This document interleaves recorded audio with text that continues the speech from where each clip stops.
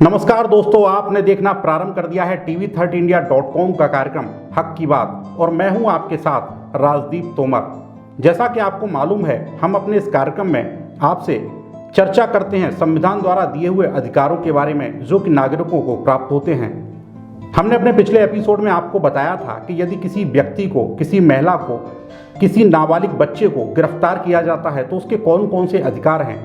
उसी कड़ी में हम आज के एपिसोड में आपसे चर्चा करेंगे कि यदि किसी न्यायिक अधिकारी को या विधायक को या सांसद को गिरफ्तार किया जाता है तो उनके क्या क्या अधिकार हैं। इन सब बातों पर चर्चा करने के लिए हमारे साथ मौजूद हैं विधिक विशेषज्ञ एडवोकेट कपिल मोहन गौड़ जी। तो सबसे पहले हम स्वागत करते हैं कपिल मोहन गौड़ जी आपका। धन्यवाद राजदीप जी।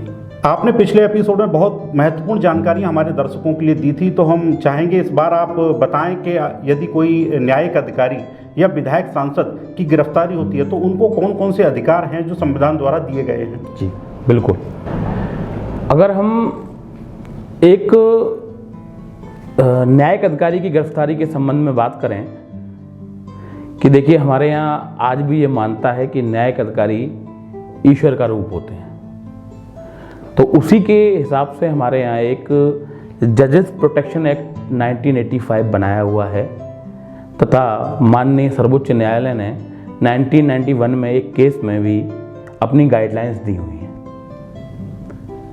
उसमें कुछ विशेष बिंदु हैं, जैसे अगर कोई न्यायिक मजिस्ट्रेट जिस जगह पर पोस्टेड है उसको अगर गिरफ्तार करने की बात है तो पुलिस को वहाँ के जो जिला न्यायाधीश हैं उनको सूचना देनी होगी। अगर कोई उच्च न्यायालय का न्यायाधीश है तो चीफ जस्टिस को सूचना देनी होगी। आप किसी मजिस्ट्रेट को थाने नहीं ले जा सकते, आप उनका मेडिकल नहीं करा सकते। ये उनको इम्यूनिटीज मिली हुई हैं, ये न्यायिक छूटें हैं जो विशेषाधिकार हैं जो न्यायिक अधिकारी होने की वजह से उनको मिले हुए हैं। पर कुछ ऐसे मामले हैं, कहीं CBCID की जांच हुई या कहीं रिश्वत का लेन देन हुआ, वहाँ पर सीधी अरेस्टिंग की जा सकती है, जैसे कि दिल्ली में एक मामला हुआ भी है। पर अब जनरल मामले में किसी न्यायिक अधिकारी को गिरफ्तार करना बहुत ही टेढ़ी प्रक्रिया है और न्यायिक अधिकारी को गिरफ्तार करना आसान प्रक्रिया नहीं है। और मेरा मानना है कि न्यायिक स्तंभ जो न्यायिक अधिकारी है उसका स्थान आज भी हमारे यहाँ पर एक ईश्वर के रूप में माना जाता है, तो अभी उस व्यवस्था में ज़्यादा से ज़्यादा हस्तक्षेप किसी अन्य व्यवस्था का होना भी आवश्यक नहीं है। तो ये विशेष रूप से उनको कुछ इम्यूनिटीज़ मिली हुई हैं जिनका कि उन्हें विशेषाधिकार है। दूसरी बात, अगर हम आते हैं विधायक सांसद, देखिए उनके लिए भी वो भी एक सामान्य नागरिक हैं। विधायक सांसद उनके लिए भी वही नियम लागू होते हैं, पर कुछ विशेष परिस्थितियां हैं। आपको मैं बताना चाहूँगा, विधायक अगर कोई क्वेश्चन विधानसभा में उठाता है या MLC कोई क्वेश्चन विधान परिषद में उठाता है, इसी तरह से सांसद राज्यसभा या लोकसभा दोनों सदनों में कोई प्रश्न उठाता है, उन प्रश्नों के दौरान अगर वो कोई आपत्तिजनक बात भी कहता है, कोई ऐसी बात कहता है जिस पर कि मुकदमा कायम हो सकता है, तो उनको उनके विरुद्ध कोई भी कार्रवाई नहीं की जाएगी। ये संविधान में उनका विशेष संवैधानिक अधिकार है। ये छूट है उनके लिए कि वो अपनी बात सदनों में रख सकते हैं और सदनों की कार्रवाई में जो उन्होंने अपने प्रश्न उठाए हैं उन प्रश्नों को उठाने में अगर उनके विरुद्ध किसी अपराध का बनना भी पाया जाता है तो उनके विरुद्ध कोई कार्रवाई नहीं की जाएगी। ये विशेष अधिकार है अपनी बात रखने के लिए, जो एक आम नागरिक को नहीं है। ये अधिकार एक आम नागरिक को नहीं है। वो अपनी बात कहेगा तो संवैधानिक दायरे में रह के कहेगा, संवैधानिक दायरे से बाहर वाक एवं अभिव्यक्ति की स्वतंत्रता किसी भी व्यक्ति को नहीं है। आप किसी ऐसी बात को नहीं कह सकते जिससे हमारे राष्ट्र की गरिमा, स्थिरता या सुरक्षा पर विघ्न पड़ जाए। आप कोई ऐसी बात नहीं कहेंगे जो संविधान के विपरीत हो।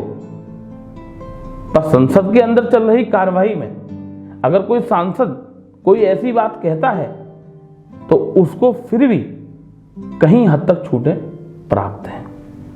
तो ये कुछ मैं जानकारी थी जो देना चाहता था कि कहाँ न्यायिक अधिकारी को छूट मिली हुई है, कहाँ विधायकों और एमएलएस को छूट मिली हुई है। पर एक चीज़ है, अगर इनके लिए भी अलग अलग एक्ट बने हुए हैं, अगर विधायक या सांसद पर दोष किसी अपराध का सिद्ध हो जाता है तो वह फिर चुनाव लड़ने योग्य नहीं रहता। इसके कई उदाहरण हैं, जैसे लालू यादव, जयललिता, जिन पर बाद में कार्रवाई भी हुई है ना।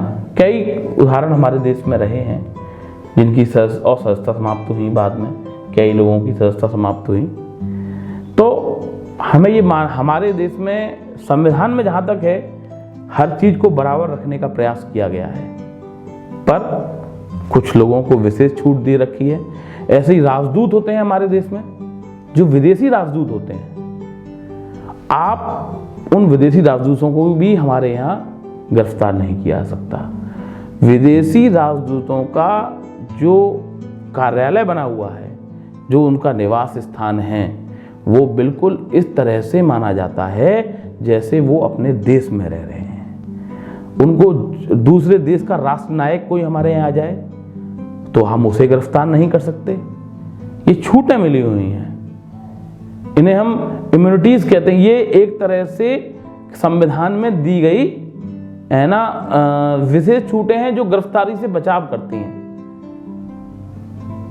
उनके ऊपर हमारी भारतीय विधि लागू नहीं होती, परंतु अगर कोई विदेशी नागरिक है, अब जैसे मैं एक एग्जाम्पल क्रिएट करता हूं, जारता एक शब्द होता है, बाइगेमी या किसी जारता कह सकते हैं, या पब्लिकली किसी कोई भी अश्लीलता करना, विदेशों में शायद इंग्लैंड में ये अपराध की श्रेणी में नहीं आता, पर कोई विदेशी अगर यही अपराध भारत में आके अगर करता है तो उसके खिलाफ कार्रवाई होगी, क्योंकि उसकी धरती पे अगर वो अपराध नहीं है पर भारत की धरती पे वो अपराध है, तो वो यहाँ उस श्रेणी में आएगा, उसके विरुद्ध मुकदमा लिखा जाएगा।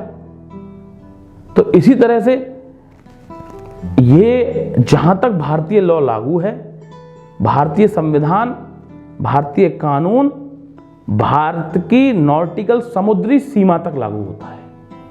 वो क्षेत्र जहां तक भारत का कानून लागू होता है, वो भारत की समुद्री सीमा जो है वहां तक कानून लागू होता है। इसका भी ध्यान रखा है। जहां तक हमारे पोत मतलब जो हमारे पानी के जहाज हैं, हमारी जहां तक सीमा है नॉटिकल, वहां तक हमारे देश का कानून लागू होता है, तो वहां तक हमारी विधि प्रवर्तित होती है। कुछ लोगों को विशेष छूट, राष्ट्रीय राजनयिकों को, राजदूतों को ये छूट मिली हुई है।